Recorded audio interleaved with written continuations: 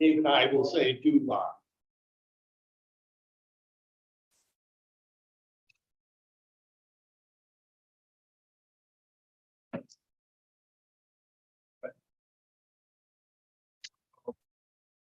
This is the committee meetings report.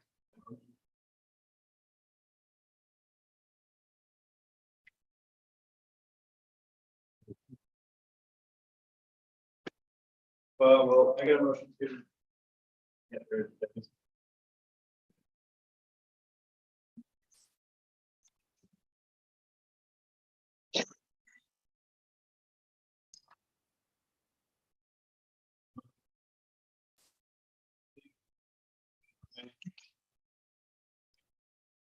Aye.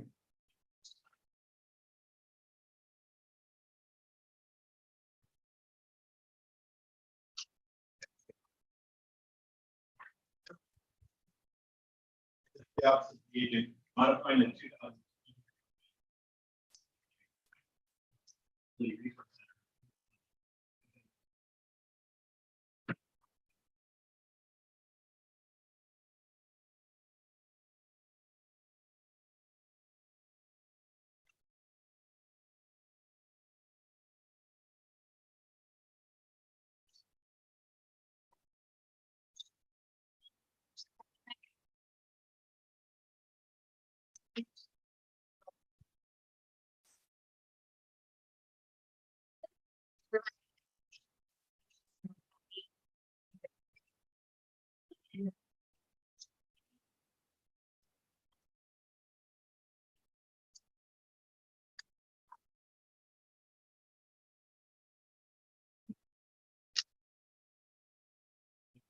Aye. Any opposed?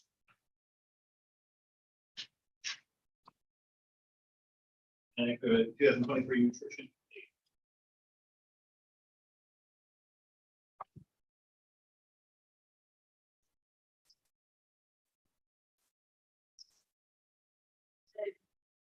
Since COVID, nutrition program.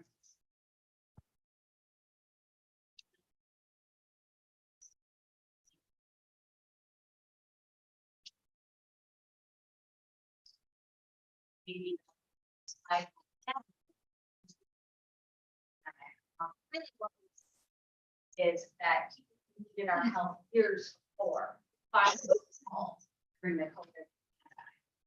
And then with the incredible food prices right now, the emergency staff COVID benefits, when that expired, I can really relate that to a very rapid rise in our requests. So I do have the paper copies. I'll try to go through this quickly. I know there's a lot of presentations tonight, but certainly if anyone has questions, let me know. So there's over 26,000 seniors, 60 and up. This number is going to grow to 29,000 in 2 years. In the US by 2030, the population of those 65 and up will need to double. 26% of the population in San Juan County are older adults. 11% of those are living in poverty. 20% of seniors are living just above poverty level. And these are really the main older adults that we see. They're the folks who aren't quite at Medicaid rates, so they don't qualify for a lot of the benefit programs, but they're still struggling to make ends meet.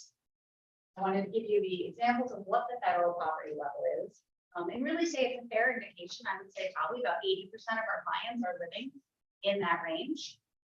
Federal funding, it's an upside down pyramid, unfortunately. Federal funding levels have remained stagnant for years, really since the creation of the Older Americans Act.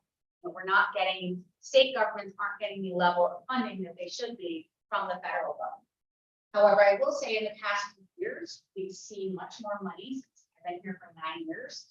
We've seen a lot more money from the state than we've had, but it's still not going to be enough to keep up with the incredibly high demand. It's here now, and the demand that's so the nutrition staffing levels and referrals.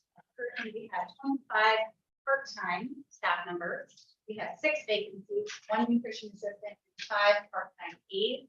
Those aides are the part of the 6 that you need to be created and allowed to be permanent employees, so I want to take a moment to thank you for that.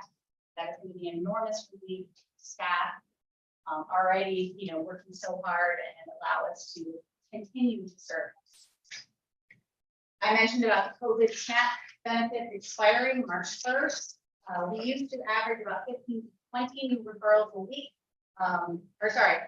per month, 25 to 30, and now we're seeing 15 to 20 per week. That has not lessened. So since March, that number just keeps increasing. Many older adults in our county are food insecure, which means they don't have food, they don't have access to food, they don't have money.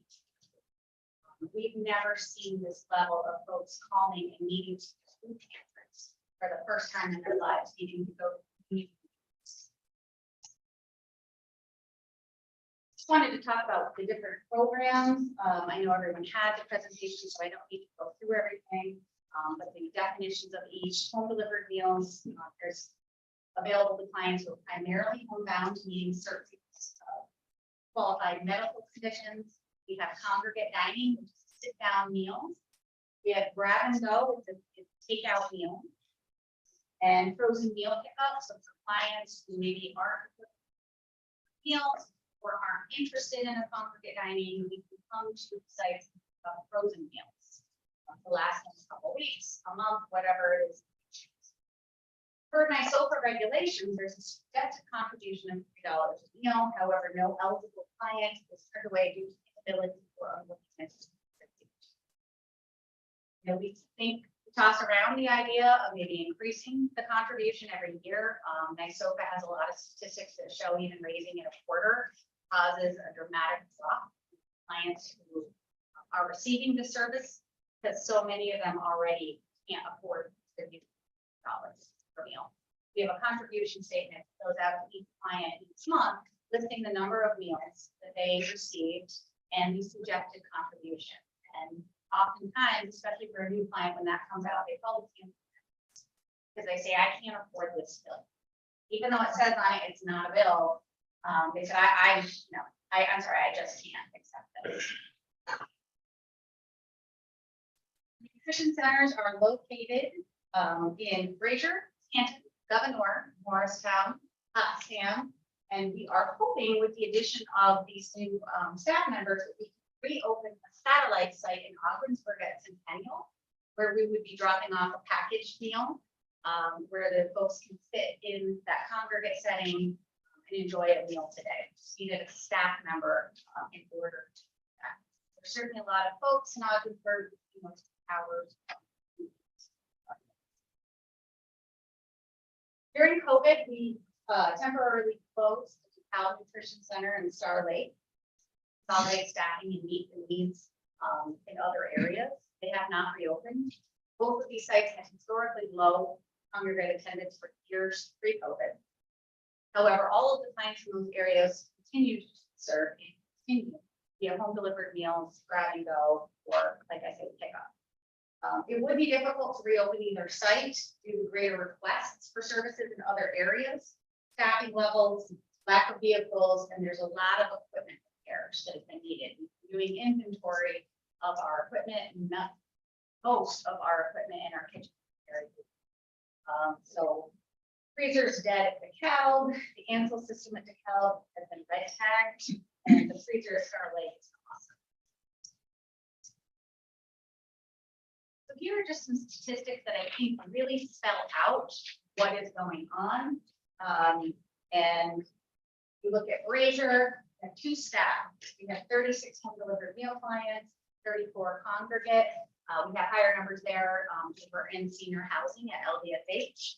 We have 2 home delivered meal routes, 1 vehicle, and 6 to 10 volunteers. And I think this is always an impressive number, and I wanted to include this of meals per month. This is the amount of meals that each site is turning out every single month.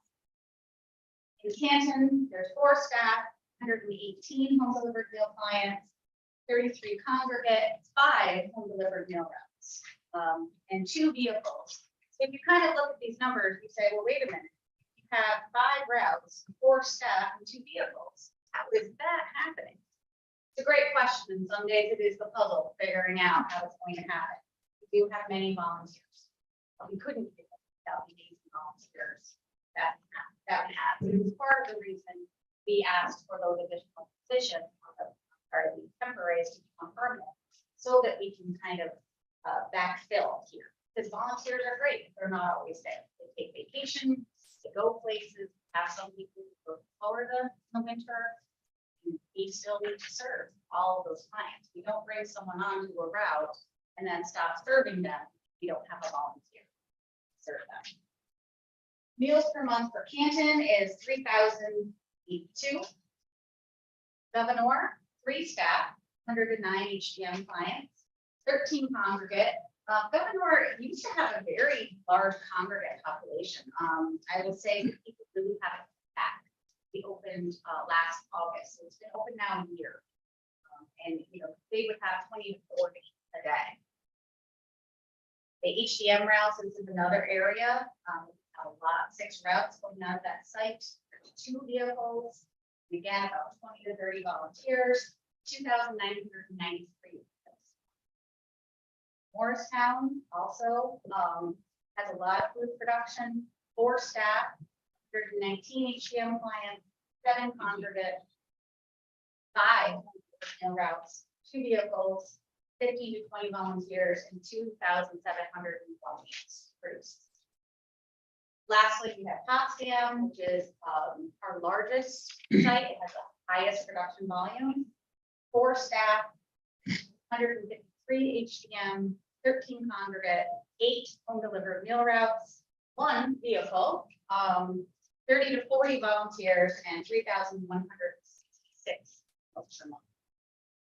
Total meals served at all the sites is 14,741 in a month. This does include about 1,500 meals from our contractors. Current wait list is 36. Just to give a comparison, from January 2022 through July 2023, we had 697 clients. Our 2021 average was between 400 and 500. And here I won't read through all the areas, but we have these numbers. The areas we're not even served because we don't have this the staff and the volunteers. Now, if someone calls from these areas, obviously we offer them the opportunity to pick up meals at their closest site. We try to make sure we screen them, make sure that they have access to food. But certainly, a lot of times, with folks with chronic illnesses, it's very hard for them to get out of the house. So talking about our volunteers, again, we are just so incredibly blessed and fortunate that we have some people who help out each week, about 75 to 100, in community-based organizations such as Architects Florence, United Helpers, as well as our community volunteers. We even recently had 1 staff member who would come on his lunch break, county staff member, which I just think is pretty incredible. So future needs and considerations. Part of this conversation is giving you where we are now and where we're going to grow. We need significant increased allocations from the federal government for area agencies on aging, and an upside down pyramid needs to change. We are not, certainly locally, state, federal, going to be able to up with the demand that is already here and what is coming. We are looking at increased budget. I went through some of our expenses over the past few years, and really, if we hadn't had those COVID stimulus, I would have been here earlier, needing more money for food procedures. Luckily, we did have stimulus funds for years that were helpful to allocate the money, but looking at 2023 and 2024 with the prices, all hoped that the crazy inflation on grocery prices would go down. But we are at a point now where groceries have almost doubled for the next years. And many of them are living on $1,000, $1,200 a month. I know I hate going to the grocery store and I don't live on it. They're choosing between, and I'm not even saying this dramatically, prescriptions, food, or paying other bills. Other needs and consideration, we requested 4 additional vehicles for nutrition budget and helping us to serve clients. Another consideration that we've talked about the last few years, nutrition staff coming full-time or even part-time. They work 6 hours a day. We were able to move them full-time. It would allow us to serve an extra hour a day. They need an hour lunch break and whatnot. It would allow us more time to do more things. We are seeing increased demand, currently and coming for nutrition services, home care service, information and assistance. We've increased our calls out 100 to 100 calls per month more. We were having information on how to get more support services, as well as cases. The nursing home shortage, we all know what's going on. They free in St. Lawrence County, and they have wait lists of 100+ people at each. What's happening is older adults here in the county aren't able to place locally. They're going to other counties. We had some recently. They're in Albany. Had some kind of go very straight outside the city and visit them. But it's huge. Sure. And really, it's what on age of available.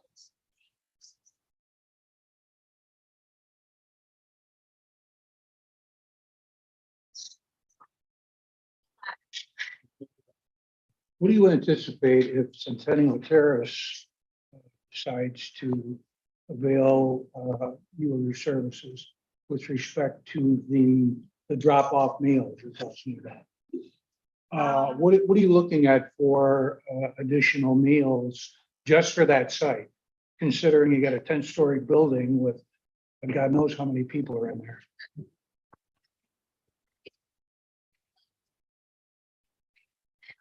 I would say 25 and 35. You have quite a few people on home delivered meals in the building that we will be delivering to. So this would be specifically folks who don't qualify for home delivered meals to come down to the conference. If I can follow up.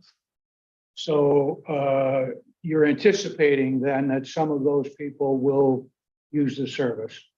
Do you have enough money budgeted in order to cover what I would say will be a substantial increase?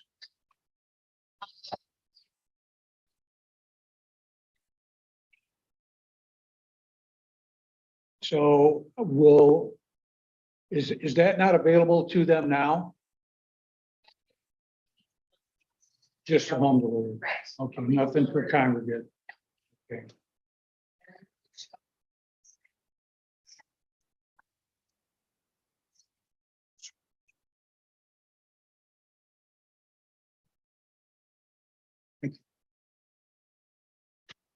Andrea, on your service options, home delivered meals, when you deliver the daily meal, is there any provision for a weekend meal along with that? Okay. Yes. If when we go in and do the assessment, if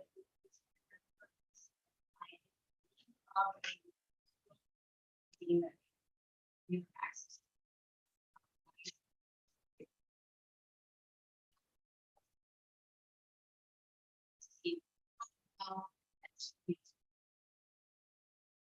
Also, along with that, another question, you say wellness check performed, what does that consist of, a wellness check? Thank you.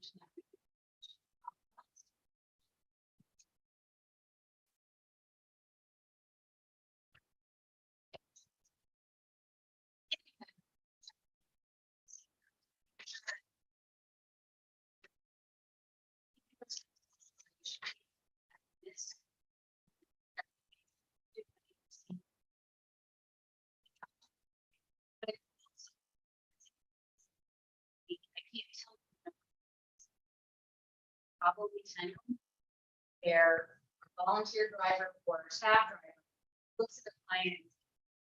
Here, you don't have to But how do you? And a lot of times when I say, I'm not saying, you know, but we have a safety process where we come back to the office and report it, and then we call contact. And the son goes and checks in and realizes, no, mom's not okay. She needs to go to the hospital. We've had cases where it has been hours, the person would have passed away. So it's critical.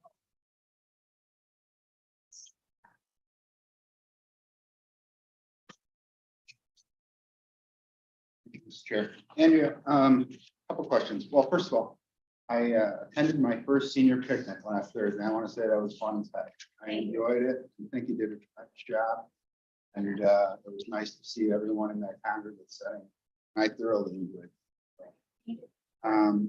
Second of all, question, the $3 donation recommended in a month, 14,500 meals, roughly what do you generate? $3 donation. So it's difficult to track that per se, reason being I can't track it. We're actually not allowed to track. I would say that, so I can't tell you sometimes who contributes and who doesn't. However, you know, in that budget, you will have a couple $1,000 per year. And sometimes it's a little more. Have some clients every few months get a contribution of $2,500. So, yeah. Not a ton, not a big percentage. It is not, no, and it's not guaranteed money that you can say, yes, we're definitely gonna have this, or, you know, it's difficult to budget that amount. It's not a requirement. And one final thing, if I may. How do I tell people in Lisbon, Wantington, Madrid, three neighboring communities, that this is a good program when they don't receive the upfront benefit direct? Now, they can drive to the closest facility, but it's going to be more than the $3 donation, probably in gas, to get back and forth. How do I explain that? I think, you know, it's something that, you know, years ago, when we looked at different areas, how can we start congregate sites in these locations? Of course, obviously.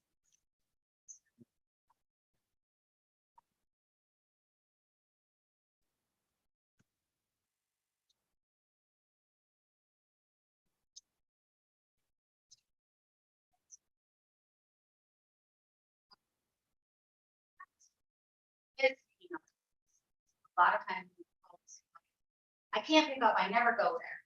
Then as we're talking to them, we realize that every Monday we're going to talk. We say, well, wait a minute. Let's arrange for you to pick up. Same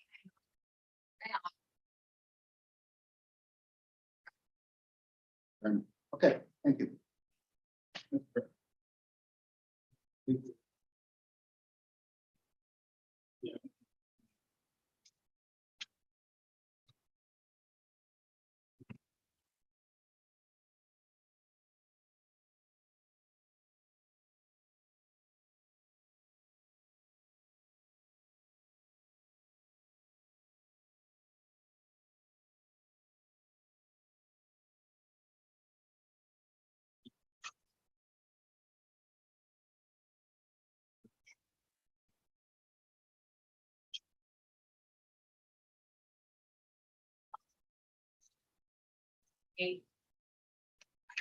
Advocacy, feel part of an association.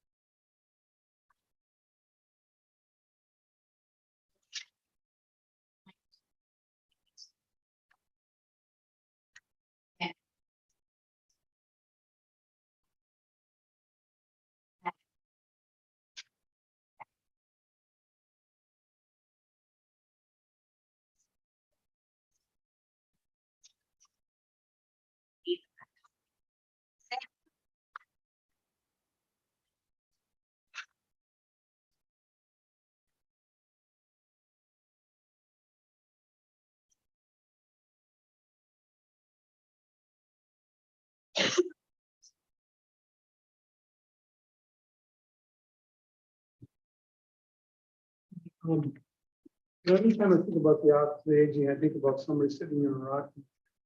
I'm not able to do it. I'm just wondering, at the present time, how much do you see with drug abuse and alcohol mixed in with the table? What do you see? Sure, you do see it. Most of our clients are probably in, serving on meals, especially home delivered meals, it's probably that 75 and up range. I would say we're seeing more in our younger seniors, early 60s. That is a problem with her, and we're trying to help you guys support services and things like that. Maybe less than 5%, I would say, of what we're currently seeing. Could it grow? Sure, it could. But it's not really a huge issue, to my knowledge, at this. Okay, Welcome. Mr. James. Thank you, Mr. Chair. Andrea, you touched on the wellness check. And one of the notes I had, you paraphrased, critical component, patient, home delivery meal routes. Yeah, that's a very important part because one of the things that happens, for those of you that aren't aware, the client is there's no answer at the door. They're not at home. You're not able to ascertain whether anyone is there or not. Call the office for the aging and say, hey, I'm at so and so's house. There's no one here. There's no answer. I can't route anything. Call office for the aging, and that's where they will do a follow up to make sure that it's okay. Now, perhaps they've had a doctor's appointment. They didn't call and said they want to be home. There's always that part of the route, and I think it's one of the most critical. I think, Andre, you mentioned that many people are living on less than $1,200. I know of 3 people on my route that I've been privileged the last few years are living on less than $900. I don't know how you live on $900 a month. Talk about the fleet vehicles, sir. The number of the fleet vehicles are worn out. One of the fleet vehicles, I've put air in the tires for the drive. We had a local dealer that donated a vehicle to the office for the aging for the home delivery meal routes about 4 years ago. Yeah, so that may be another option to go to that well again. And the cost too. It's no secret to anyone in here that you used to be able to buy 3 cans of Campbell soup for $5. Now you buy 3 cans for $5 and the cans are smaller. But everything has gone up. For everything. So I would urge everyone to the following resolution. Office of the aging, market the job, the limited resources. Any questions? First of all, look at fleet vehicles. First you look at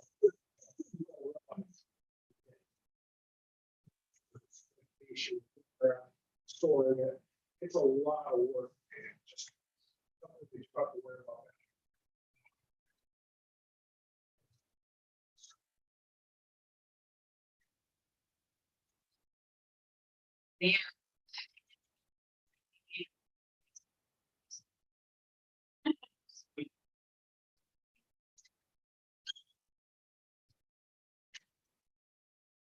I'm always interested.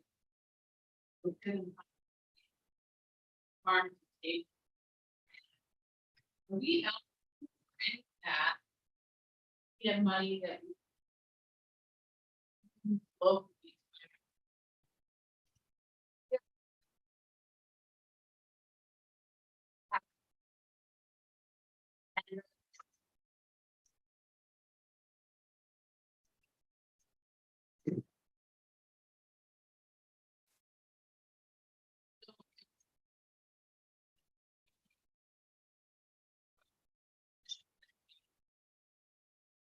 We actually,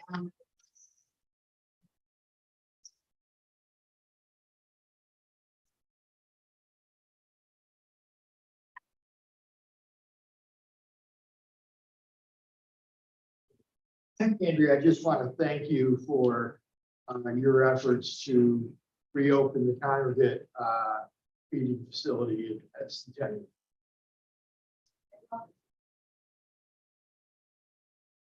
Hearing nothing else. Thank you, Andrea.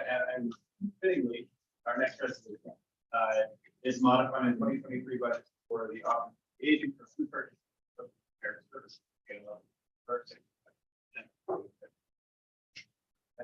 okay, so I think I won't go too much into the nutrition component of this, but this is modifying the budget on status through the end of the year for food purchases and personal care. Since COVID pandemic, we've seen considerable increases not only for meals, but also in the personal care area.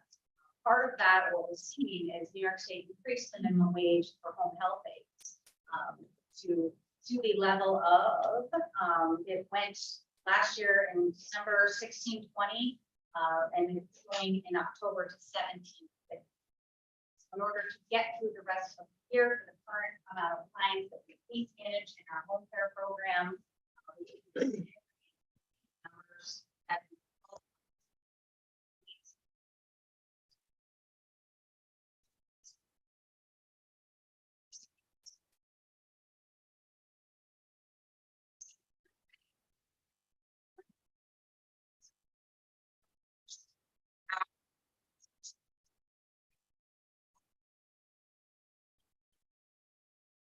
given level, we need more. Getting Medicaid is actually paying higher rates. Medicaid pays $36 an hour. C1 and $38. See happening. Limit.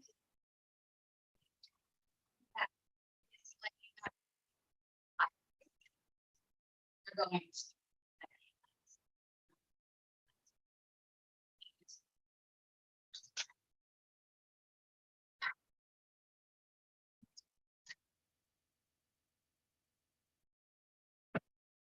And it guys, so, is there a waiting list? There's not currently for our home care. Yeah. No, we are able to kind of get that pretty. There might be a wait list for a couple of days where our case manager kind of looks where there are services. Oftentimes when the client is told that there isn't an aid in their area, ask, would you like to be placed on a wait list, or would you like to call back? Most of the time they say, no, I don't call back. If you find someone, because when they call, they're usually in need of an aid. Sure. Exactly. Any other discussion? All in favor? Aye. Any opposed? Thank you very much. Community services, resolution.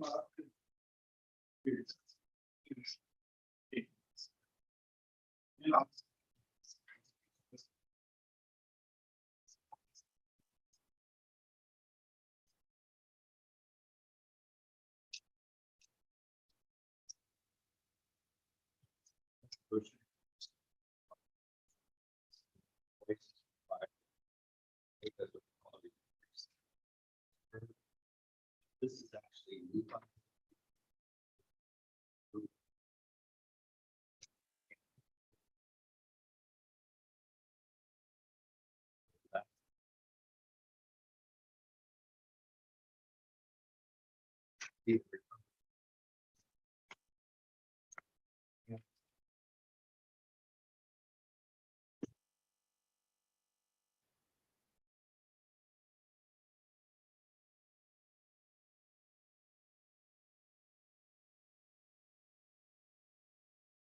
Things have to do, these are OMH.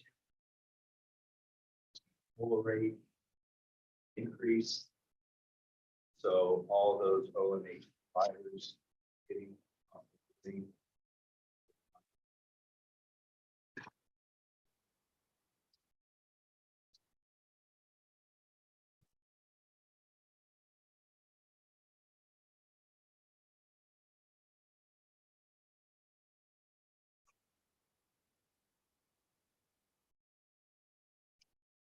Aye.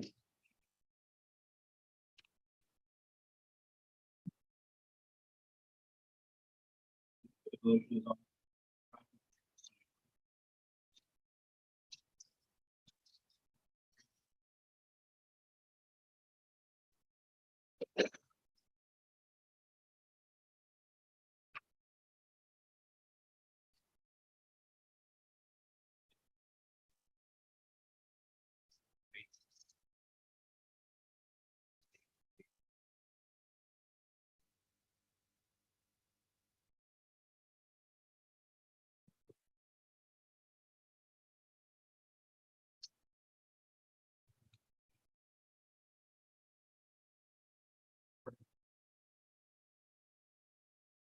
over the year. Have prorated out for your. And grant is really aimed at providing care coordinators to augment our existing outreach over the quarter. Care coordinators are actually DOH system, the health system. We would be, if approved, we would be collaborating with our health by these care coordinators, county employees. who have to go to the health by this service. So that's where the lion's share of this grant money would flourish. Additionally, we, supplies and education workshops. That all part of the process.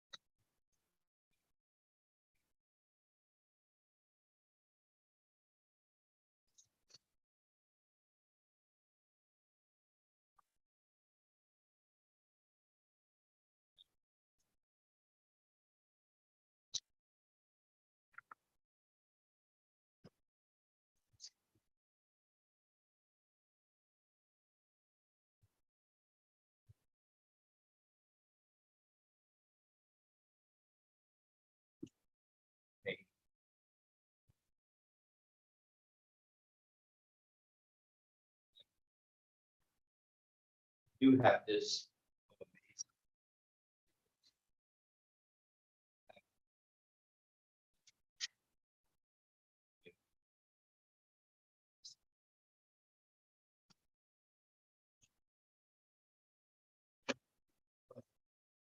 You mentioned establishing a health home. What exactly is that? And would additional staff be required in order to establish that? We would, we do now, we contract with the health home. Health home. And so they are, like, used to be ICM and SCM services, intensive case managers, supportive case managers, under the OMH hospice. That went away 6, 7, 8 years ago. DOH came in and replaced those caseworkers with care coordinators. For better or worse, that's the way it's termed. So DOH established health home networks for different pieces of the county. We have a sort of work home. Or they have their own electronic record system, chart system, billing system. So we would hire the employees to work for us, our salary is free.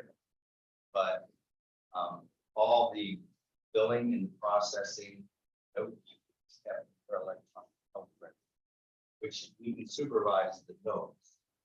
And they take a certain percent. I don't have how for that administrative oversight and the rest of those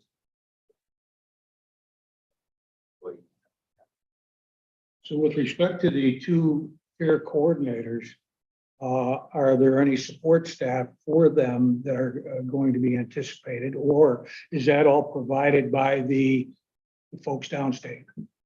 Well, these are actually considered support staff. So they would be supervised by the same individual currently supervising our one year. There's training involved or qualified, but that's. So there's a small portion of budget. Rating cover the supervisor costs by a grant. So this grant, 489,000, is for a 3-year period, correct? So we're blind then as far as what happens after 3 years, whether or not the county would be expected to pick up the cost for that, or will the grant be renewed? We don't know that. We don't know. Okay. I mean, the health homes and the care coordinator reimbursement. It's historically better than what we have now for your service. We have county leaders also have contract grants. Help. One that we employ on the OMH side has it's almost break even, but sometimes it's just a little bit.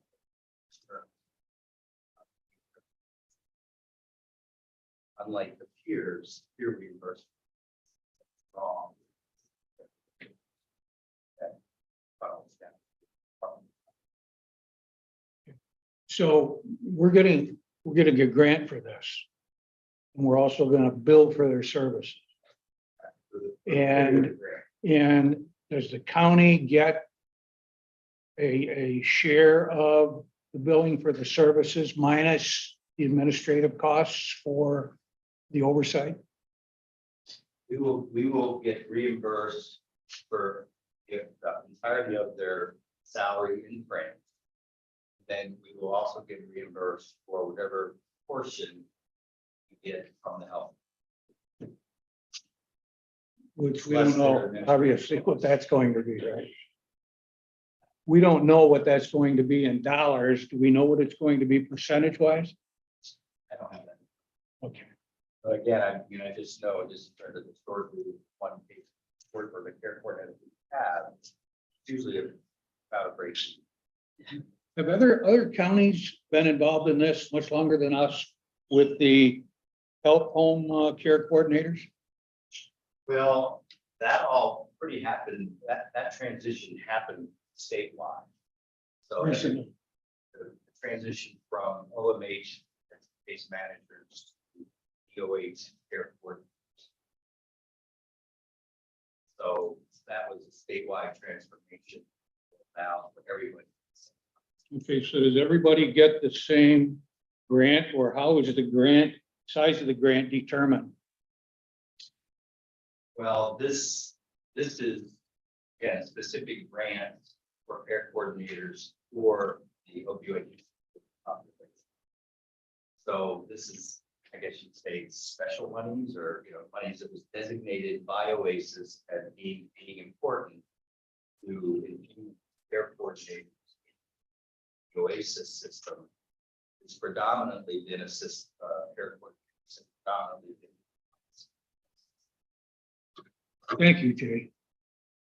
I'm reading this as a 2-month grant. Oh, excuse me, 2-year grant, not a 3-year grant. It's a 3-year grant.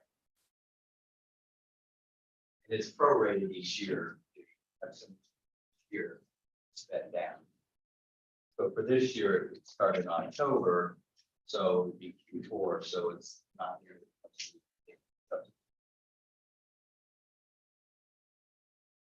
Perfect. This.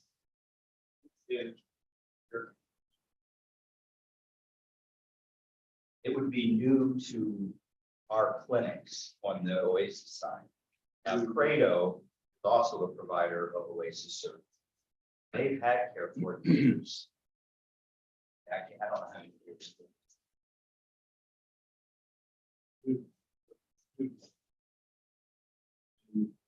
Must be cost that.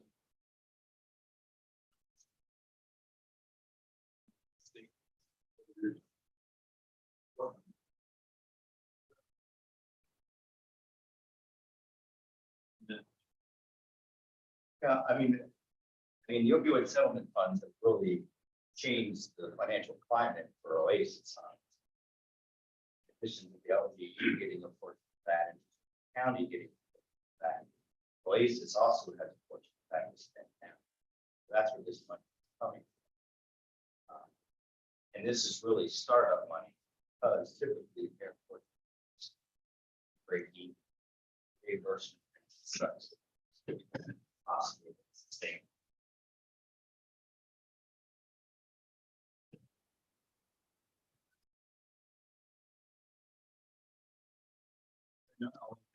I,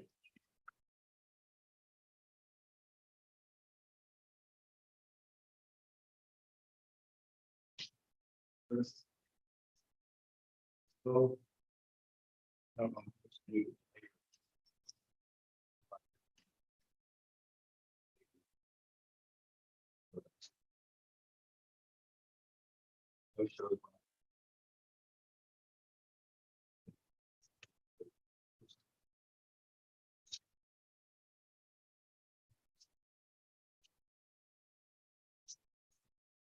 List, I'd like to comment. So right now, this.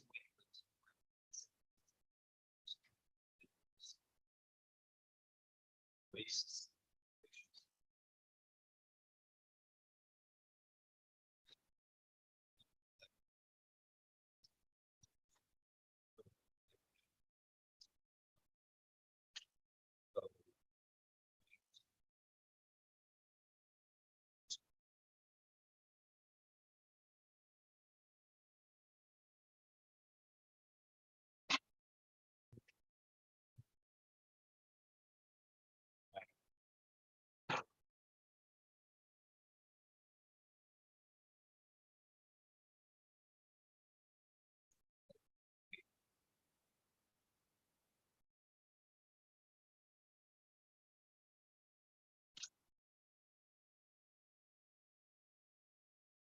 we talked about page 2 and 3.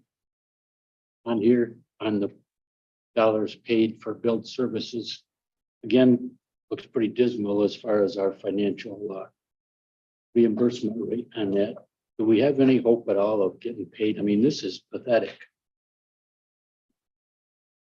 Well,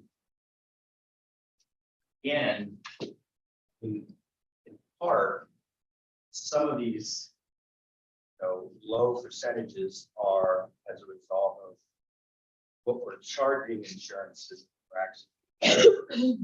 So, there's a customary rate we have typically, say, overcharged, and then contractual rate we actually get. So like AP, or the state rates, those are pretty much contractual, not even us and Medicaid managed care organization.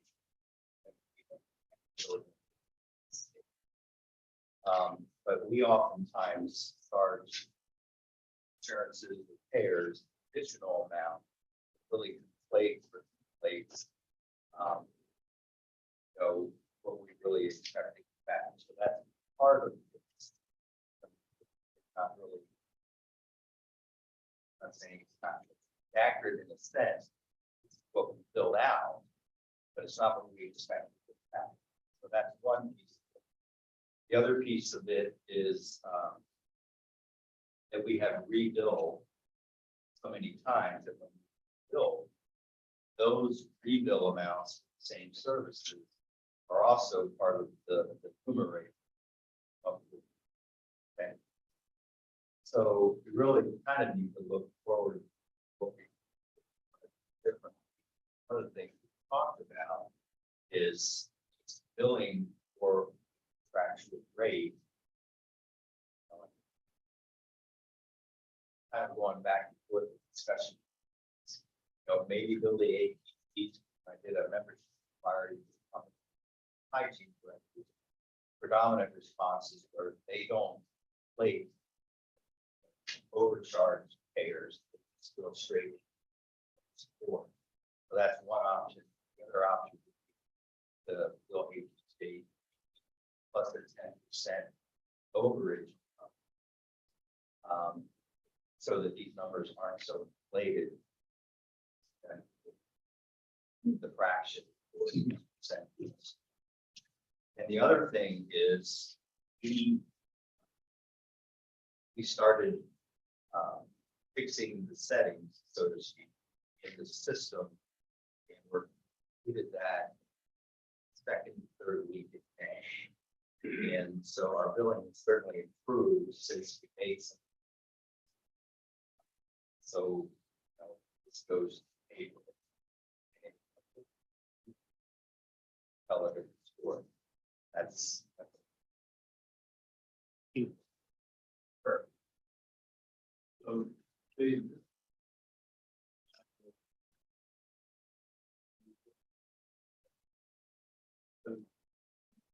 Bill.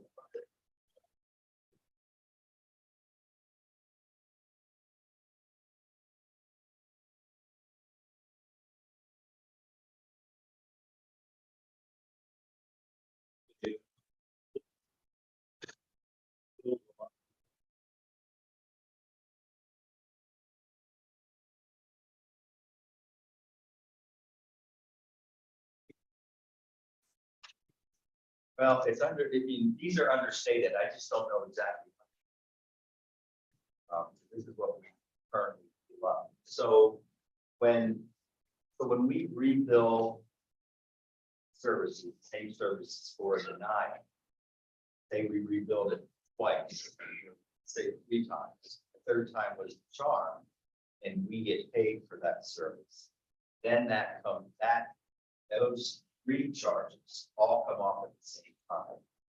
And then it posted as what we actually got paid. Actually, first one. So, as we have less denials, there will be less instances of having to rebill and get reimbursed for the services previously. Those should be taken off. That's a process.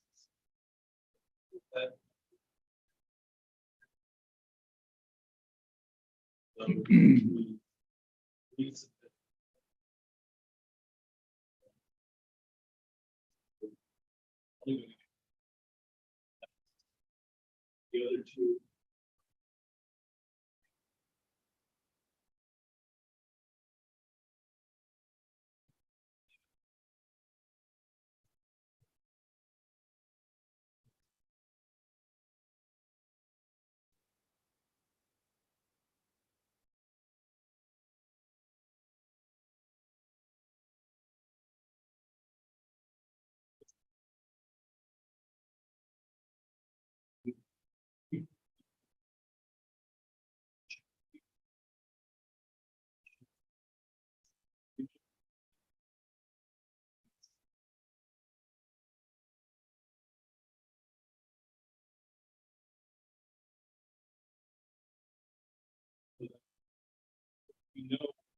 May not get paid.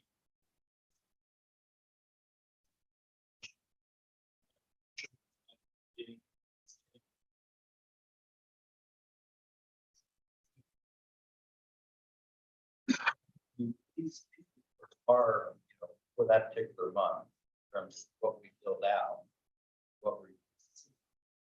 In addition, this, I said, charge overcharges, and, if it's a little more, once that's going to affect it. But these do reflect what we build out that month, money we took in. Now, some of that money we took in, let's say in April, might have been a service that we provided. So it could be, in terms of the time we provided a service, the time we got paid, may be reflected in April of the service. So the data is really. You're saying.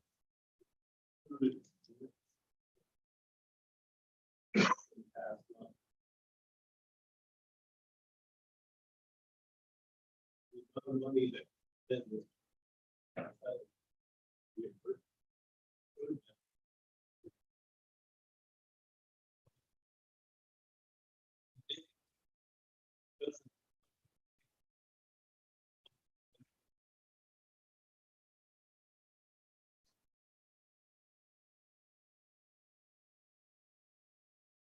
Yeah. Really? Never asked.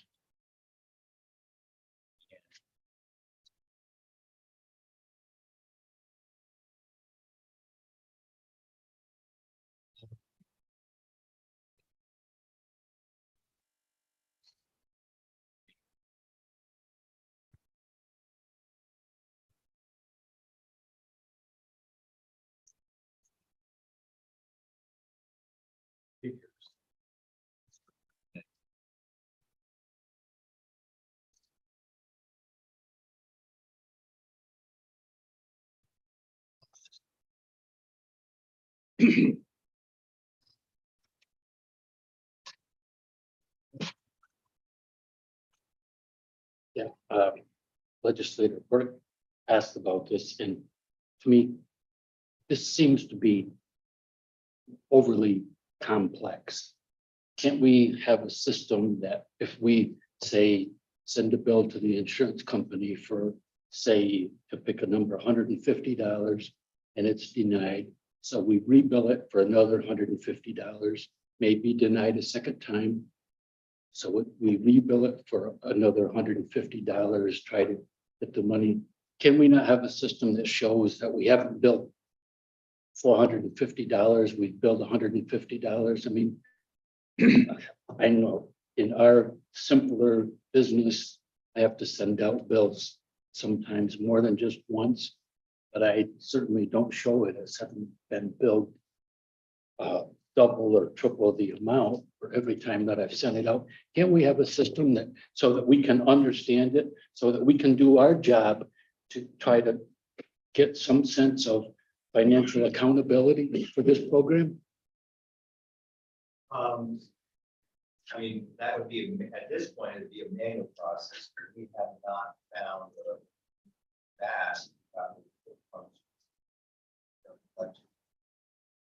Are a separate now, one plane versus how that will.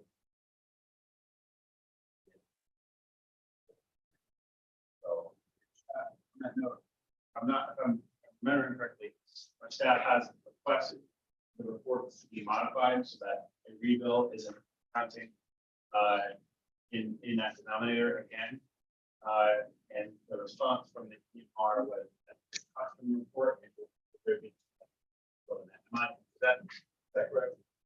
So it is a possibility, it's just that in their work, in their terms, it's a customized report, which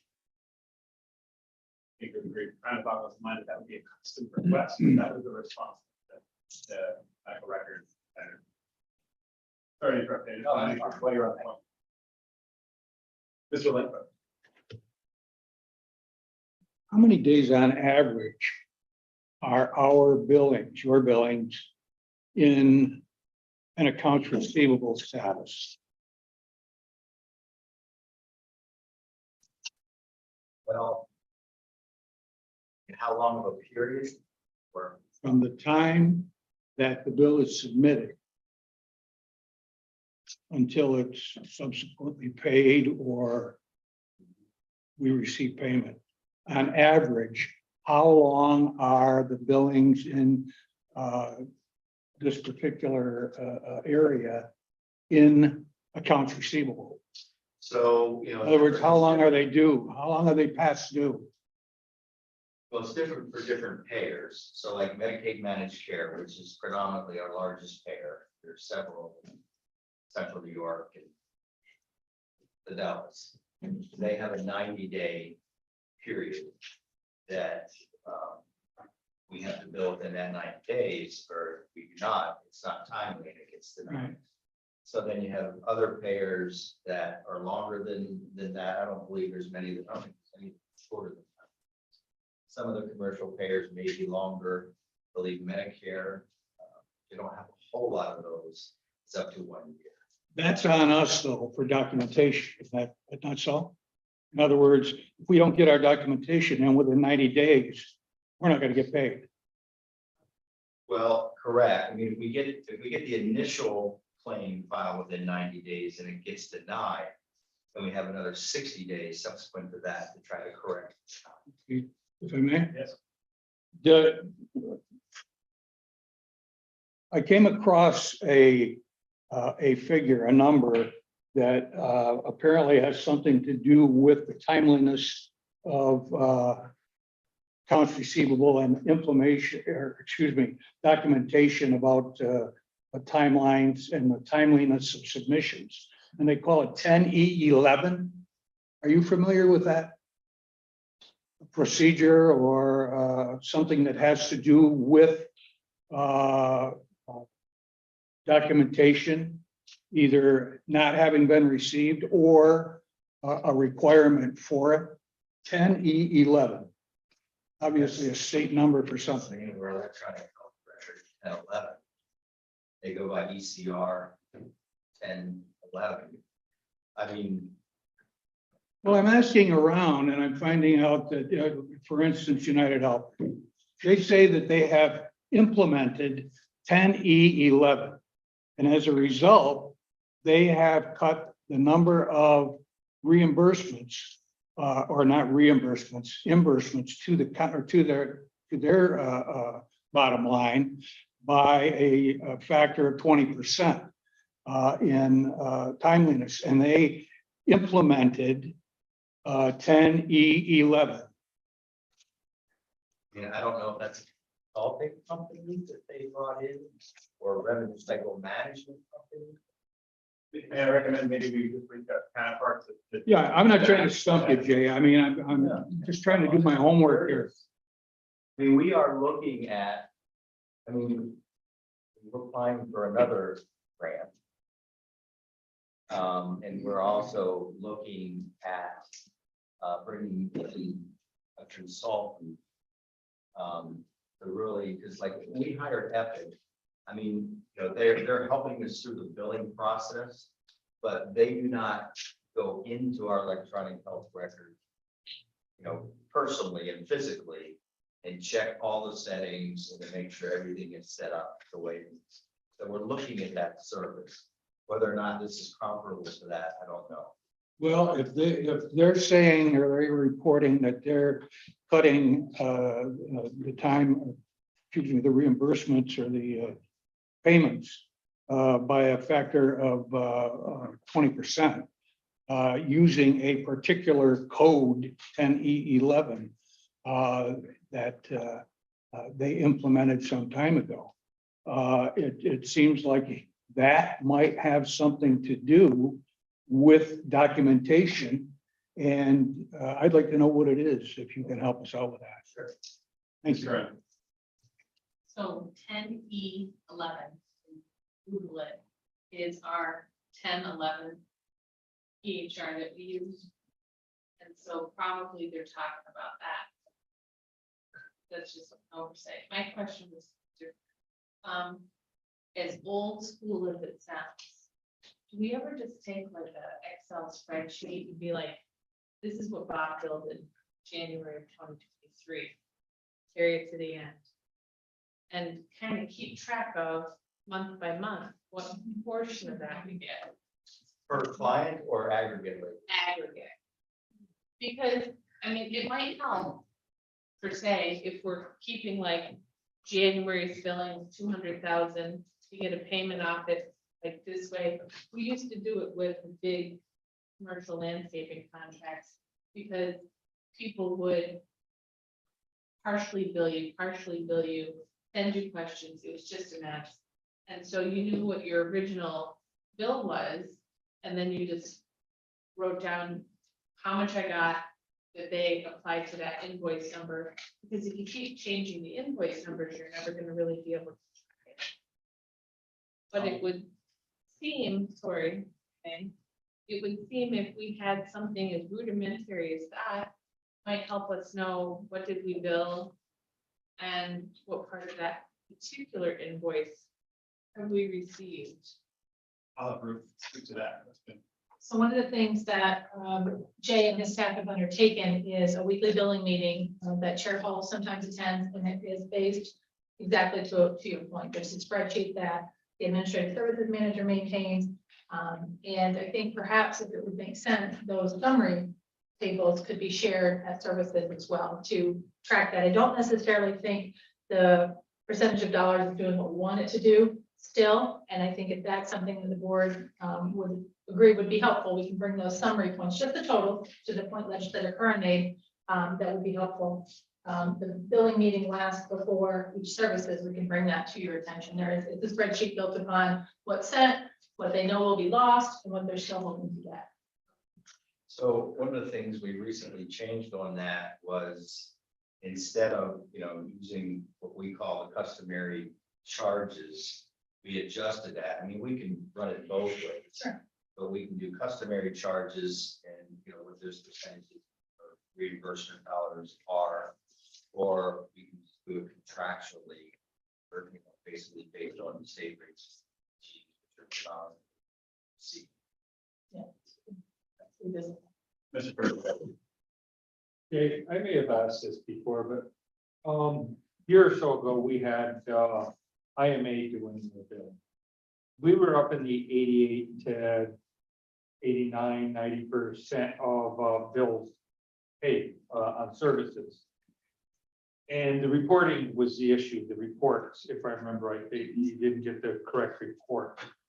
What are we doing different now as far as the billing? It's not comparable to what IMA was. Where are we lying? Can I clarify the question? Sure.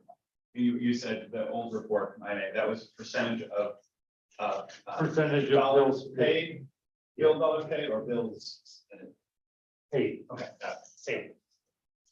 So we were using them, hired them for revenue cycle management. So they did the billing for us. So some of those numbers came from them. I mean, I will say that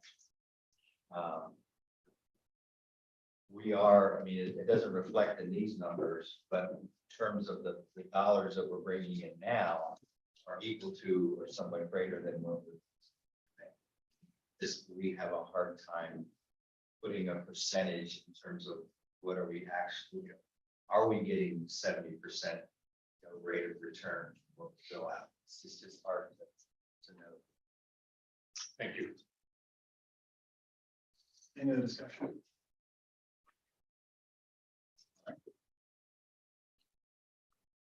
Thank you, Jay. Public health, Ms. Munger, we have a resolution. Authorization to fill a medical consultant position in the public health department. We have a motion, Mr. Forte, seconded by Mr. Burke. Right, Thank you. So we are looking to fill our medical consultants. And last month for the vacancy, Dr. Como has under his resignation as serving the capacity of our medical consultants since 2016. And we would like to appoint Dr. Zachary Masha as our medical consultant in the public health department going forward. Any discussion or questions? Mr. Lightfoot. How was it that we came to the conclusion that Dr. Zachary Mashaw was the guy that you wanted to hire? Did you interview other people or? He was recommended by the existing or the outgoing medical director, and historically the public health department has had an independent provider for our medical consultants. So the holder of the position is recommending his replacement. Yes, Okay, and it was approved by HR, by whom? Human Resources. Okay. And well, never mind, I'll ask community services board about that. I'm just curious as to how it came to pass, and you'll answer my question. So thank you. Ms. Curran. Isn't he also the provider that bought his practice? I don't know that. I think he's-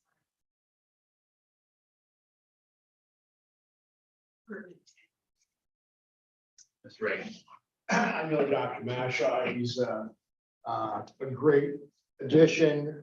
He's a young man who grew up here in St. Lawrence County and is home and is providing a great service And I'm very happy to see him in this position. He'll be with us for a long time. And I think it's good for us to be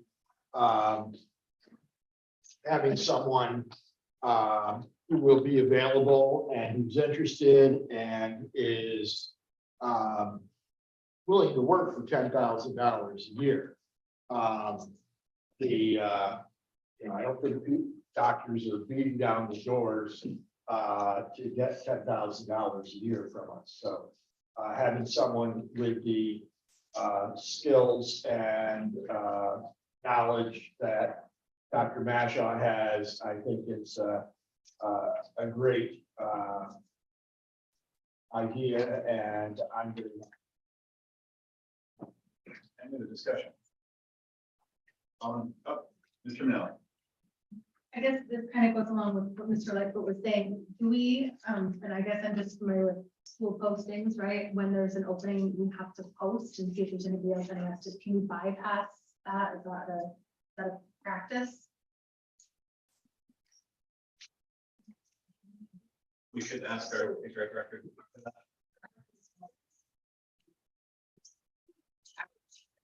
We have a pharmacy consultant and we also have a infectious disease. We don't see if there's interest in the community for that position before. I just don't know how this works. So we don't necessarily have to post, there's no policy that says we have to post, and there's nothing in civil service that says we have to post anything. And so that particular job is a team in education, competitive with T&E, so any applications we get from whatever advertising or posting we did, if we did end, then we would approve or disapprove based on whether they meet minimum quals. So as long as they meet minimum quals, we're gonna pass, we're gonna send it on to the department to determine. I can pull the file and see how many apply for the job, but I'm not sure about the advertising. It's not required. If I could also just indicate there was a great interest in having an overlap, not having any lapse in service being provided. I saw Ms. Curran. So did we advertise? We did not. Mr. Burke. Review with they're on board with health. Are they on board with it? I've spoken with Dr. Williams about this, and he is supportive of Dr. Mashaw. He's also interested in making sure both hospital systems are represented for the county. We do, our pharmacy consultant is Paxton, and our infectious disease consultant is from Campos. Any further discussion? All in favor? Aye. Any opposed? Our next resolution is modifying the 2023 budget for the Public Health Department for the New York State Public Health Corps Fellowship Program. Thank you. Oh, sorry. Need a motion. Mr. Burke, second by Mr. Smith. Thank you very much. Go ahead. So in 2022, we were awarded our fellowship grant. And so over the last year, we have increased the number of fellows. We've been there a couple of times to do agreements with a couple of different community-based partners to place fellows within their organization. So for fellows, we have 5 located within public health, and 3 of those are currently filled. We have 2 within the St. Lawrence County Health Initiative, and 1 of those is currently filled. And then most recently, we placed 2 with the Seaway Valley Prevention Council, and those are both filled. So we are asking today to update Munis to reflect our budget. Any discussion on this? Seeing none, all in favor? Aye. Any opposed? Okay. Thank you. We have a statistics update from Commissioner Seaver. Commissioner Seaver, you look so different tonight. I was gonna say it. Whenever you're ready. Good evening. So one of the stats that I wanted to talk about, it's not necessarily on the eligibility side, at this moment is just an update on the homeless unit that we had created a few months ago. We saw in July another 13 families or individuals that were moved into permanency from homelessness. So we're continuing to see positive trends in finding families permanent homes that have been displaced. On the first page, they are the Medicaid, the SNAP, TA, E cases. They've all remained. Yeah, that's right. You, we have a total on how many families have been placed since we started the homeless? I don't have that number with me tonight, but I'd be happy to get that for you. Yeah, you know, if we could get, you know, monthly cumulative total, it would, I think, certainly show the efforts that the department has been making. I'm sure it's not easy. And, you know, I think the public needs to be aware that the department is working hard to try to address this problem. Because all everyone hears is, oh, we've got a homeless problem. And, you know, if we're able to say yes, and since we set up the homeless unit, we've helped 30 families find permanency that constitutes, you know, 50 people, 100 people, whatever. You know, because I think that the public perception is nobody's doing anything about this. This is a terrible problem and nobody's doing anything about this. And I think you guys are doing something about it. And we need to do a better job of explaining to people that it's a complicated issue, but someone is working on this.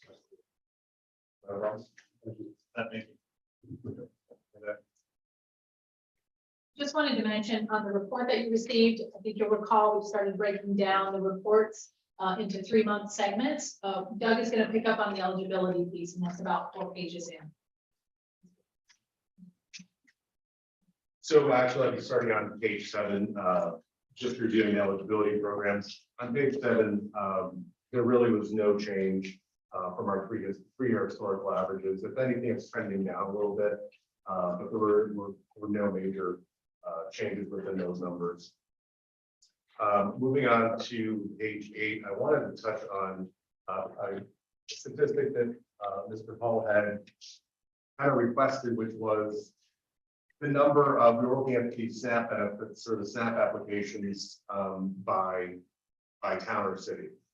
Mr. Hall had asked about looking at what percentage of the population in each of those locations, how many did that, you know, what percentage did that comprise of individuals receiving the SNAP benefits. So while it's not reflected here, we did have the top 3. They range anywhere from 13% of the population, that's the highest, down to 3% of the lowest. They all fall somewhere in between there. The top 3 locations receiving SNAP, 13% was Chase Mills, 11% Star Lake, 10% Oswegatchie. And at the lowest, at 3% is Harrisville, 4% Canton, and 4% Linden. And then the others fall somewhere within those numbers. Mr. Reagan. Could we have in the future reports where we have the zip codes, have the names of the communities so that those of us who aren't familiar with some of these zip codes don't have to look them up? And if we can't get it in there, I can certainly attach it as an addendum to the stats at the end. And I would maybe take that a step further and recommend we should take that existing stat, that graph by zip code, and maybe either modify it to reflect utilization that's relative to population in each zip, and then maybe instead of zip code, just have a town name there or whatever the entity is, just so we can read it more readily. Yeah, We can work on that. See what it's thank you. Nothing else that really we saw any major changes or any significant areas for discussion. Page 9, what I wanted to touch on most specifically is the child care assistance payments. We went from, as you're aware, we've seen a drastic increase in the qualifying income limits, which has also made a lot more people in the county eligible to receive the assistance. We went from 95 families prior to these changes coming about to currently 198 families. So we saw almost 108% increase over 1 year. The total payments went from 603,000 to 1.3 million in the course of the year. So, and just to somewhat break that down a little bit more, from April 2023 until July 2023, the average monthly payment was 190,461. When looking at the fiscal year prior, those changes taking effect, it was 79,000.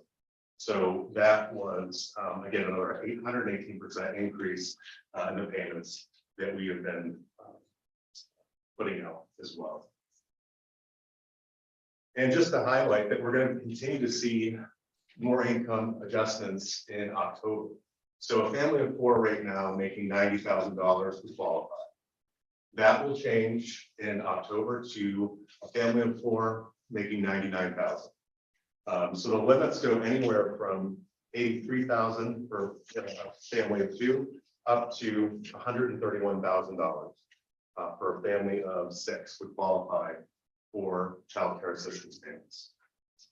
And I also think it's important to highlight that in addition to the traditional models of daycare, one of the ones that we've seen folks taking a bit more liking to is what they call legally exempt childcare. What that essentially means is you're able to hire other people within the community, whether it be a friend, somebody you trust, a trusted family member. They can also be eligible to sign up for assistance that way as well. So that's something that I think we're going to really be looking at promoting a little bit more, especially if these income guidelines and the significant increase in the eligibility limits. So really getting those out to families as well, letting them know the options. Mr. Langford. So what's the reimbursement from the state federal government for that? So these are the grants from the government. Grants? Yeah. Okay. It's a Are they new grants or have they been ongoing? They're ongoing. The governor has recently made significant improvements and additions to those programs, significantly funding them at greater levels. I think this year was $7.6 billion in increases throughout the state. So there's just been an ongoing commitment to increasing the access to those services. So the million you quoted there, what percentage of that comes from county funds, county taxpayer money? That's all grant funds as far as I'm. It's all grant funded? Yeah. Thank you. We've never spent our full allocation. I think that may be changing, however. It looks like it might be, yes. Mr. Morissette. So the child care assistance payments, that 3-month trend, April to July, that's it at about 2.3 million annualized. And last year it was how much? So for the fiscal year of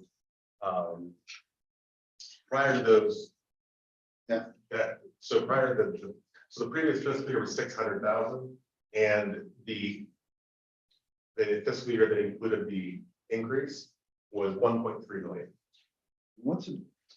How much do they pay per child? Is it set rate per child or how do they calculate? So they use the family income. So it's based on, there is a reimbursement rate, and then the family has a contribution that's on a sliding fee scale. There's a whole formula that goes into. Okay. So it can vary depending on what the subsidy amount is. Mr. Burke. The state is set up for childcare, but when it's decreased the support for staff, it's net benefits. That was cool. Oh, okay. Yeah, Yeah. so but it's decreased. We're not getting it now. So there, with COVID, there was an increase, there was a temporary increase in benefits to assist families through the COVID pandemic. Those funds ended, I want to say earlier this spring. Into the end of the spring, we saw those benefits end. That was the population that Andrea, I mean, she was referring to some of the seniors who got used to that money and now don't have it. Yeah, and that's more at the federal level. So that really tends to be a federal state issue. But yeah, those were just temporary increases over the COVID pandemic. Is there just another, maybe unrelated, big correlation graph that shows SNAP by zip code and the level of poverty? Correlation to that. Without, I think if we started to look at income in those centers, that would be something that might come out of that, but I think just given what we know that, it's likely going to be attributed to, the poverty rate, yes.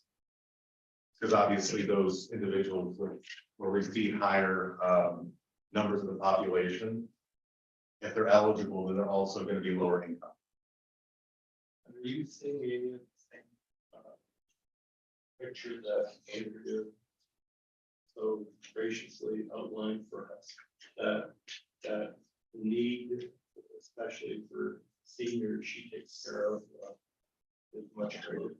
Well, I think, our staff applications and what, we're seeing is remaining stable. However, I think that, like Andrea highlighted, we're still with the reduction in SNAP benefits from, the end of the COVID pandemic, with the increases of inflation and those other issues, yes, that's absolutely, we're seeing families access to food pantries. I mean, that's not just limited to seniors, that's, across the table, yeah. Mr. Rusher. As far as like the SNAP benefits, Ms. Burke was talking about, Andrea, do you have anything efficient showing as far as SNAP benefits, the different age groups that are, and what percentage of each one? We do have that information. I don't think we've ever included it in the staff. I'd really like to see that. I almost think it's probably more of the younger that are signing up for it than the older. A lot of the older women sign up for it, even though they could. So I don't know if anybody's educated them that there's something out there for them. The one thing that the Office of the Aging does really well is outreach with seniors regarding SNAP benefits. Yeah. So I think that we might be targeting maybe younger folks, but in all reality, I think at the end of the day, what it boils down to is that the gap between being able to, have food security and what they're facing is just with the inflation and everything else. I don't think it's necessarily those. I don't think there's a lot of people that are eligible not receiving. I think it's more of just the gap that goes with it. It'd be interesting with age, maybe more education for the older people who have never asked for it before, don't even realize it's available or how to get it. So you want to see the breakdown of how many people are Yeah, above 65 are receiving? Yeah. maybe 20, 30, 40, whatever, so we can see the different age. Sure. Mr. Forsythe. Well, you're on that, that'd be interesting in the heat format too, because I know a lot of elderly have never looked into heat. Nation by age bracket.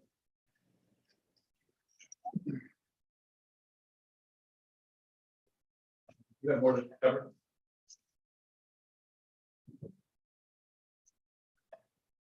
So on the final page, again, everything within those, within the Medicaid program has again remained stable. There's no real surprises or changes that we've seen there either. Any other questions or discussions? All right. Thank you, sir. Thank you. Okay. Next, we have a resolution proclaiming September as National Suicide Prevention Month in St. Lawrence County. A motion for that, Mr. Perkins, seconded by Mr. Forsythe. I'll hand it off to Mr. Manelli to introduce it. Thank you. I'm bringing this resolution forward, just Thank you. Bringing this resolution forward as a way to just shine a light on suicide awareness throughout the county and to reduce the stigma associated with it.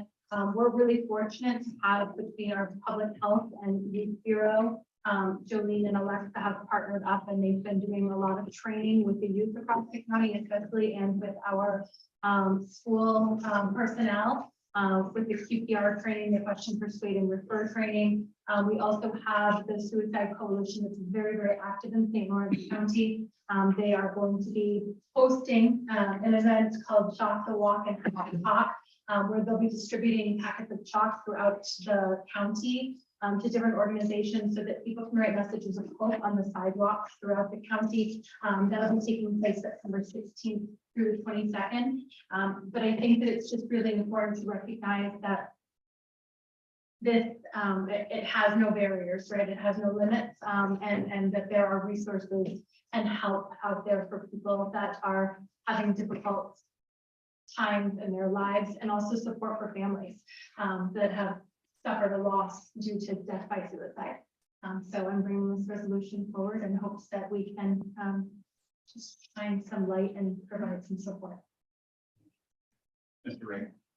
Do we have any numbers as far as trends? I'm just curious as to, are we actually keeping track and seeing whether what the numbers are and our efforts having any impact? And, you know, helping to build awareness, because this is a, you know, terrible problem and it's devastating for the families that are affected. And I think it's important that we actually know how many are happening, what kind of age groups we're talking about, and is that going up or down, and where do we need to target our efforts? I don't think that a report like that has been presented to the board recently, but we can request that kind of report from our public health department for sure. Yeah. Ms. Hager. Thank you, Mr. Chair. With legislator terminology permission, I'd like to be at those crossroads. Mr. Burke. Okay. Mr. Graham. I'll second. that resolution. Oh. But I would also like to be asking that it. Then.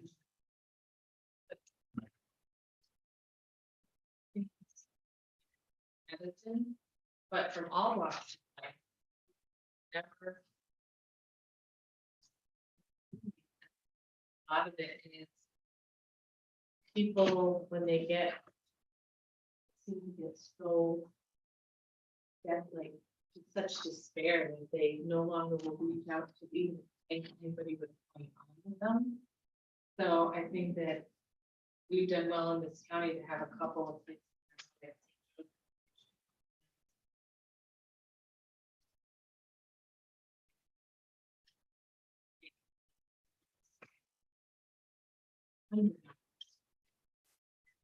Yeah, I know. They're- I hope we use horrible things. Yeah, and I really think that the effort needs to be made to educate people on how to recognize the signs that someone is thinking of it. You know, I think that the too often people, when they hear that someone is talking about suicide, they don't understand that normal people don't talk about killing themselves. When someone talks about it, they need to be taken seriously and they need to be gotten help immediately. And what tends to happen over and over and over again, because I've written about this and covered way too many tragedies, is a person is saying stuff and talking about it and making their family members and their friends uncomfortable. And no one wants to really believe what they're being told. And people need to be aware that if they hear someone talking about this, that's the time for action, not, that, because what happens is afterwards, they blame themselves. And it becomes a issue of guilt, that they carry with them forever because they don't understand what it is they need to be doing. And, rather than worrying about the stigma, the issue is get the person help. Don't worry, that's the real, what needs to be done is when you hear someone saying, that's the real issue in my opinion. There is, Margaret would know more about this, but there is a suicide, worker. Might raise public, information, to have it. If the board.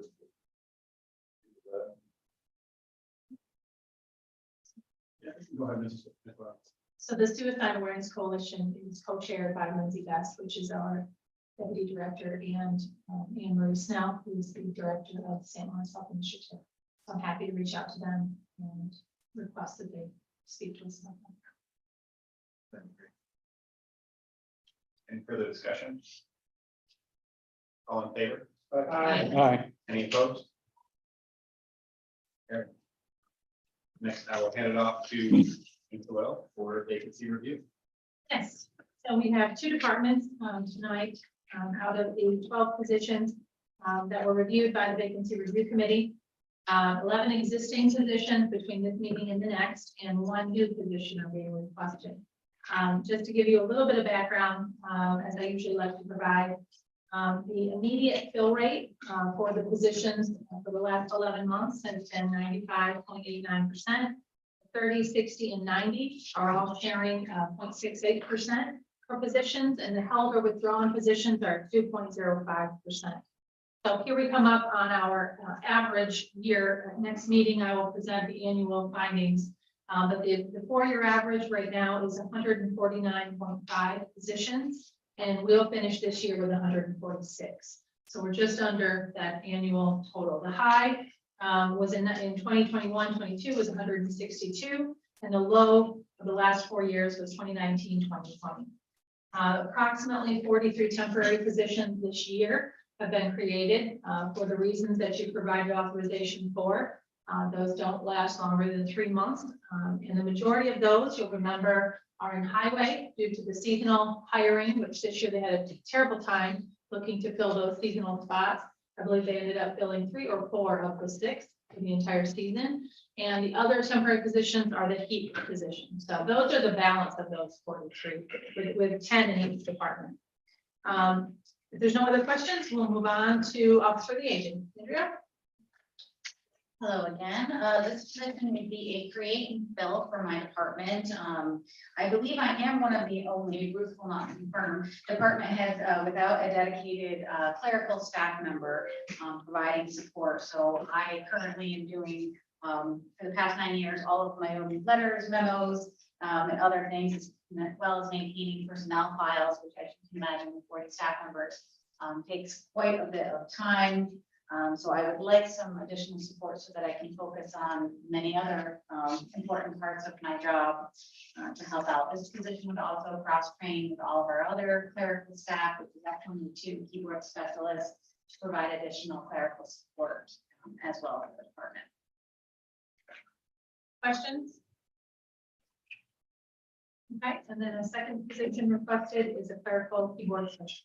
Yes, this position is open to a resignation. The staff member got closer to home. As I said, we have 2 keyboard specialists that really run the entire front of the office. All the incoming calls, greeting customers as they come in, and assisting walk-in traffic for not only the office for the aging, but also for the veteran service. This position is in our. Question? Thank you, Andrea. Next up, we have 6 requests from social services. Mr. Seaver, bring it.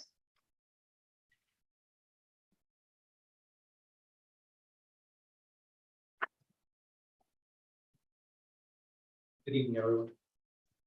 I have 6 positions for you, and well, the first one. The first position I have is an account clerk in my accounting unit. Generally working mostly with my child support unit as well, but also with daycare. This individual was promoted, stayed within the county, went over to the WIOA office. So this person make sure we have timely claiming of reimbursement for a lot of what we do, a lot of our daycare payments. And as Deputy Commissioner Hamilton alluded to, we've had a vast increase in the amount of eligibility and payments being processed for daycare. And this individual works with a lot of those. Works on the audits for our daycare and some of our other reimbursement programs as well. So it's very important that we fill this position.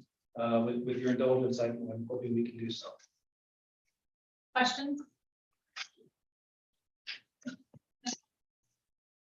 Next is the first of 2 CPS caseworkers. Present to you.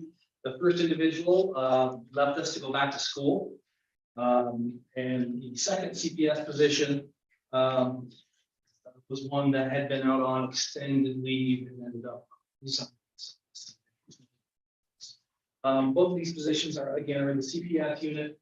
As you're aware, with your indulgence, we were added positions a while ago to help us work through some of the issues that we're facing the unit. And I think that we've done a pretty good job of doing so. Right now, we're averaging our caseload of 13.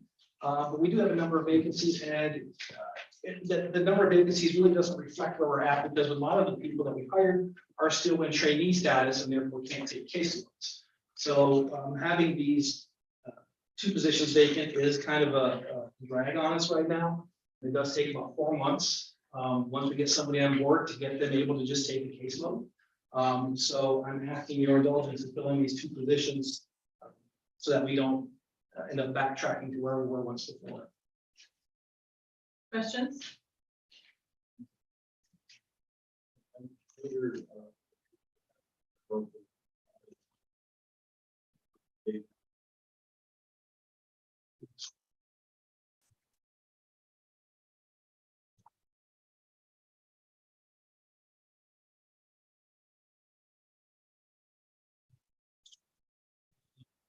This position services, longtime director of services.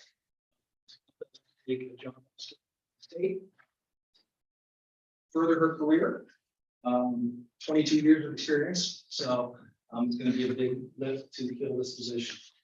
This individual oversees both sides of the services department, both CPS and the foster care preventative side, and has a lot of very key duties in terms of interpreting new ADMs that come out from the state, maintaining communication and relationships with a bunch of other social service agencies and community organizations that we work with, determining staffing patterns, setting best casework practices for our staff. It's a very key position. And I am hoping that we will be able to fill this as soon as we can with your indulgence.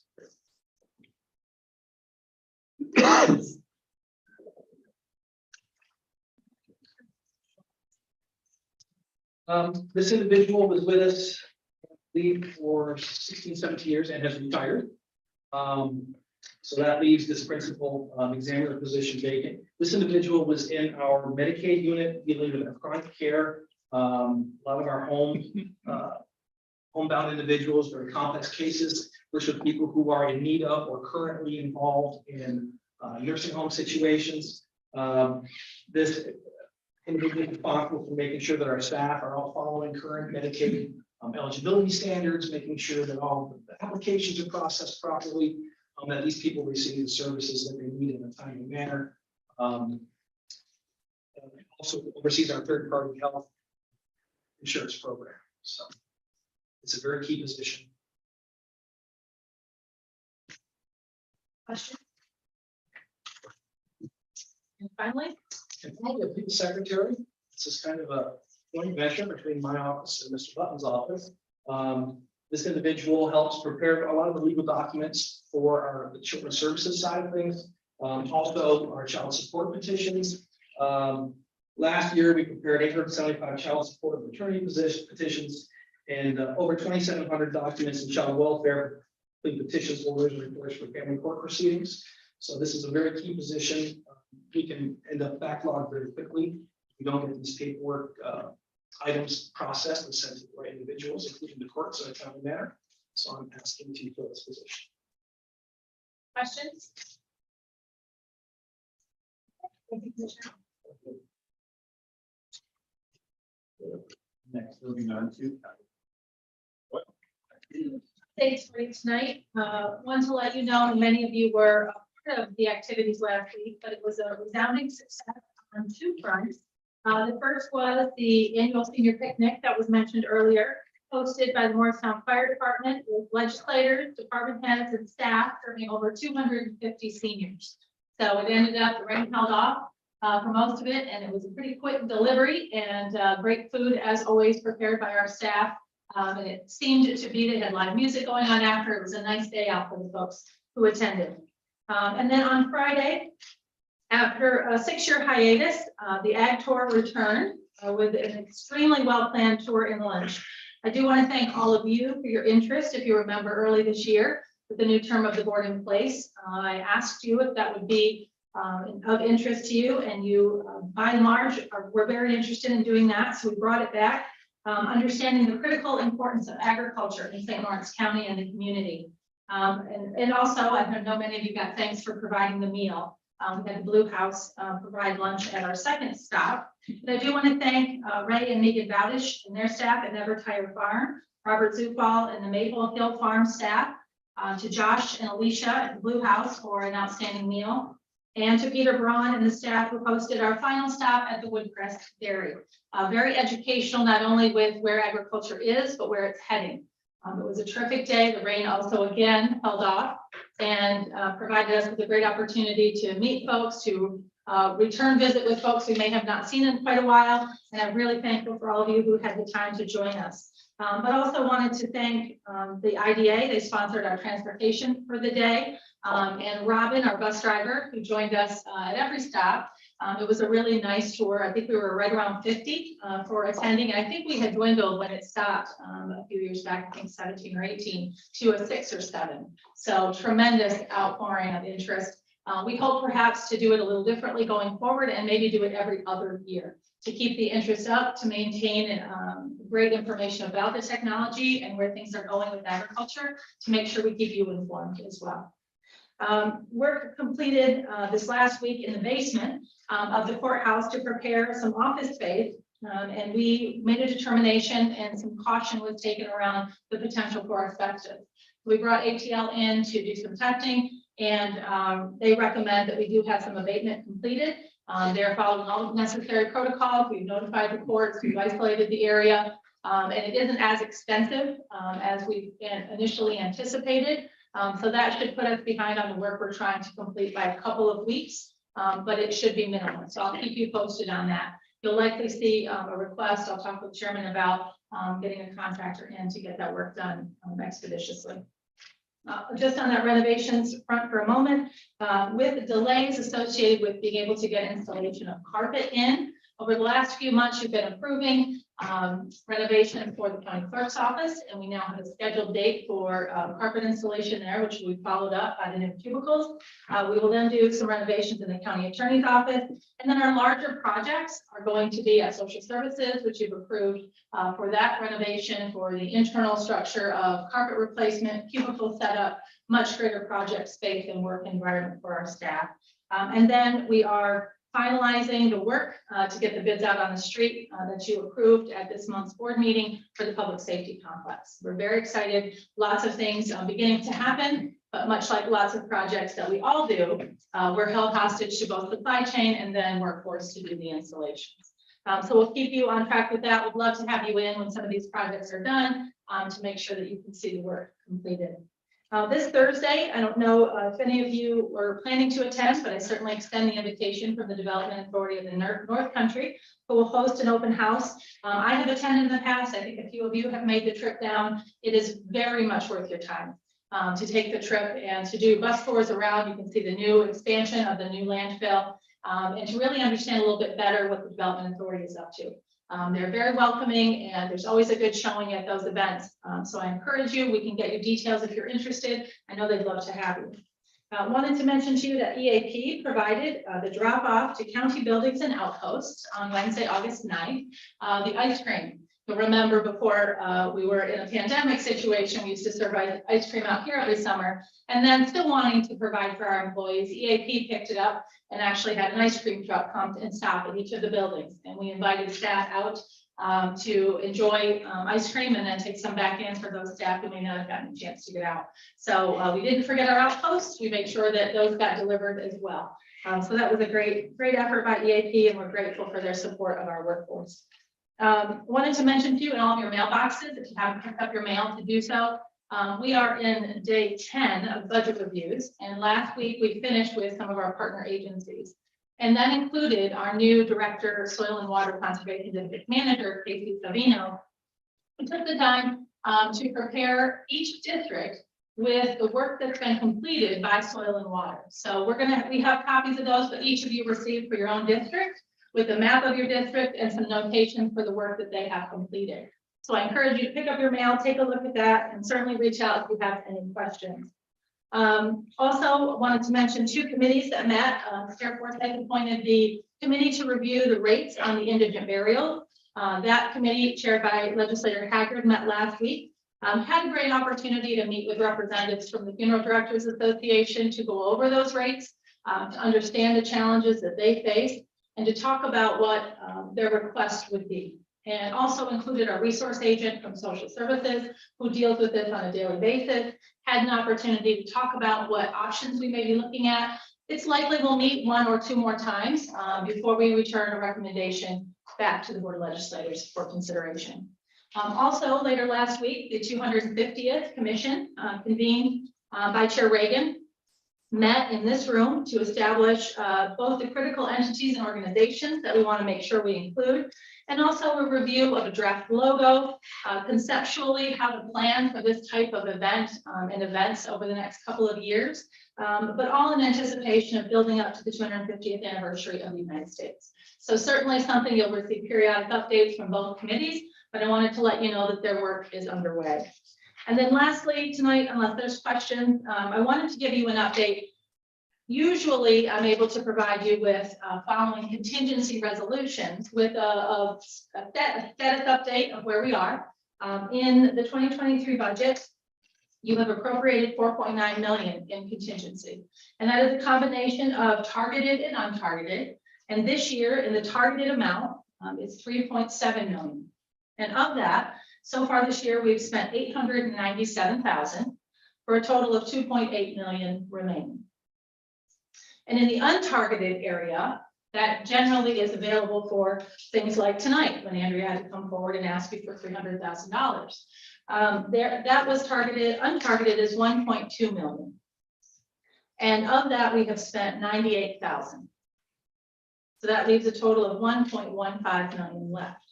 Now, if you are approving the resolution presented tonight of the $300,000, that will leave $850,000 in the untargeted amount. But just to remind you, the bigger spends this year were mostly in our targeted area, and they include the mat services. You'll remember we were requested to approve $500,000 that we planned on and set aside in this year's budget. And it looks as though, I just saw an email earlier today, it looks like that will carry them through to the end of the year. As you know, we're averaging about half of the population of our incarcerated individuals who are enrolled in the MAT program. And we are talking this week about the budget for next year. Because we recognize this is a mandate, this is not an option, and that these services are going to continue to be provided. But also, I wanted just to remind you, the county clerk renovations I just spoke about was a bigger spend out of that targeted at 78,000. And then there was 238,000 out of targeted for some of the IT upgrades. And it's been a very big year for IT. I know it's caused some ripples out through your laptops, but it's been a very big year for IT, and we are on the other side of all of those changes. So my hope is that we'll have another conversation in budget about what's next for the county as far as IT goes, but it always prompts the conversation when we have those set aside in contingency. The departments have to come back to you, fill in the gaps that maybe we didn't have at budget, and then you make an informed decision about spending those funds. Any questions? We have an estimate of, or any estimates, official estimates on the cost of the project over at EMS? We should, I'm hopeful here tomorrow because we requested an additional follow-up estimate on that.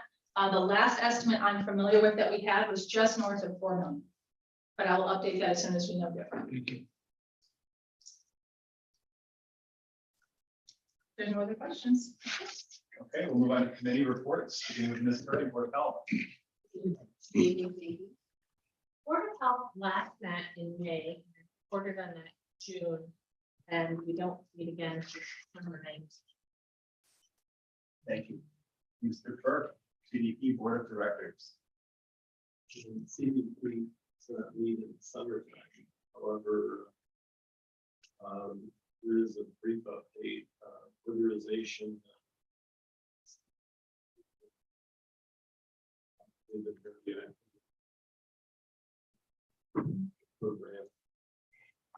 Head Start is getting ready for the new school year.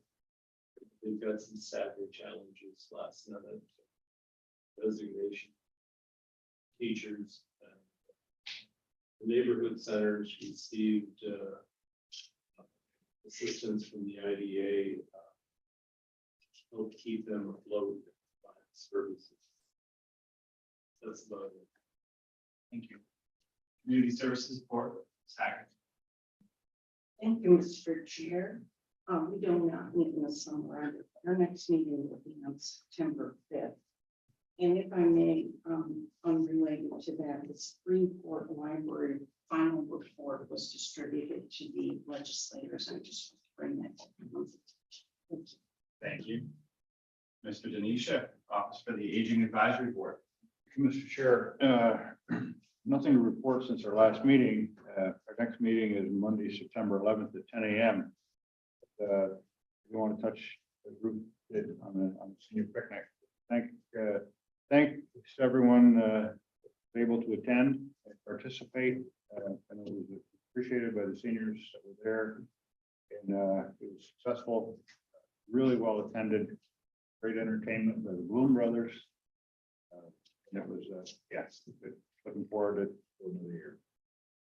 Thank you, sir. Mr. Manelli, Youth Advisory Board. Sure thing. So our last meeting was on August 1st, in person at a quarterly meeting. As part of our agenda, we looked at the youth development funding that's coming through. OCFS is allocating us an additional $56,000 this year in funding for team sport. So that's a new allocation that we're getting this year on top of the traditional youth money. Youth committee updates. So the Gizmo project, 734 students across St. Lawrence County have signed the mental health action plan. And those have been very, very active presentations in Hewelton, Edwards Knox, from DeKalb, Northport, Potsdam. This year, they are really focusing on 3rd grade and are hoping to get 3rd grade classrooms across the county to hear Gizmo's story, his book, and the mental health awareness for kiddos. The 369th Sustainment Brigade adoption, that unit arrived back on July 14th. So the youth committee is hoping to adopt another brigade this year so they can send them care packages and just positive messages and videos. They have started to look at initiatives for this upcoming school year. So a membership drive, additional QPR training across the county to our youth so that they also can be a system of support for people that are contemplating suicide.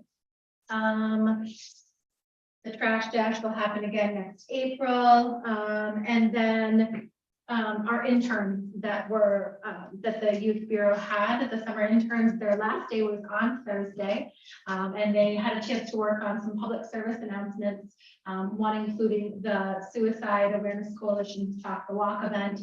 The coalition has that posted on their Facebook page, so we would encourage everybody to check that out.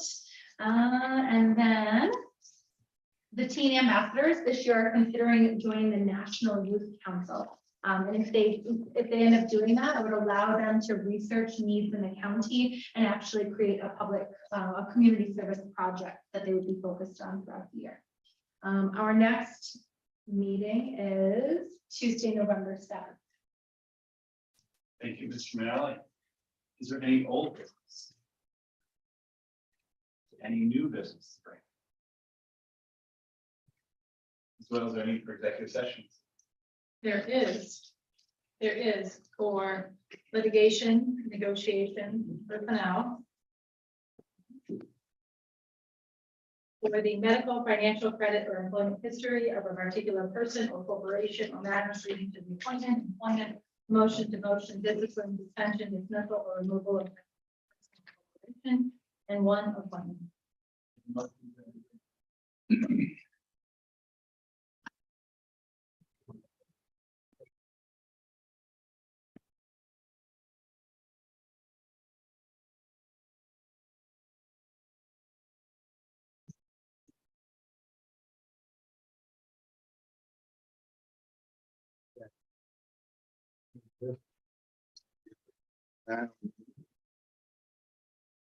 Okay.